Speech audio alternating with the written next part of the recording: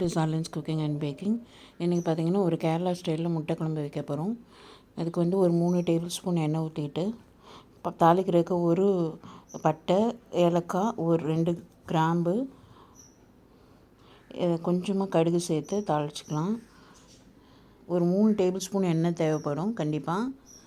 ஒரு 3 வெங்காயம், பெரிய வெங்காயம் சேர்த்து நல்லா வதக்கிக்கணும். வெங்காயம் எந்த அளவு வதக்குறோமோ அந்த அளவு குழம்பு டேஸ்ட்டாக இருக்கும். அது கூட பச்சை மிளகாவும் சேர்த்துருக்குறேன். இந்த வெங்காயம் வதக்குறதுக்காக கொஞ்சம் உப்பு சேர்த்துக்கிறேன். இது எல்லாத்தையும் சேர்த்து நல்லா வதக்கணும். வெங்காயம் அப்படியே நல்லா வதங்கி ஒரு நல்லா சாஃப்டாக இந்த மாதிரி வந்துடும். இந்த மாதிரி வந்த பிறகு இன்னுமே வதக்கணும். அதுக்காக ஒரு டீஸ்பூன் வந்து இஞ்சி பூண்டு பேஸ்ட் சேர்த்து நல்லா வதக்கிக்கலாம். வெங்காயம் ப்ரௌன் ஆகாமல் இருக்கிறதுக்காக ஒரு டேபிள் ஸ்பூன் அளவுக்கு தண்ணி சேர்த்து இன்னும் நல்லா வதக்கிக்கலாம். இப்போ இதுக்கு மசாலா பார்த்திங்கன்னா ஒரு 3 ஸ்பூன் மல்லி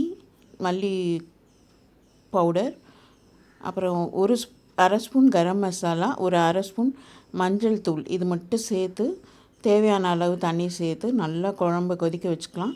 இதில் காரம் பார்த்திங்கன்னா பச்சை மிளகாய் அந்த மட்டும்தான் வரும்.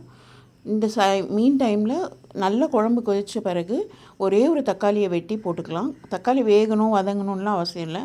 அதுலேருந்து ஒரு சின்ன புளிப்புத்தன்மை வரும். கருவேப்பிலை சேர்த்துக்கலாம். கடைசியாக தேங்காய் அரைச்சி வச்சுருக்கேன்.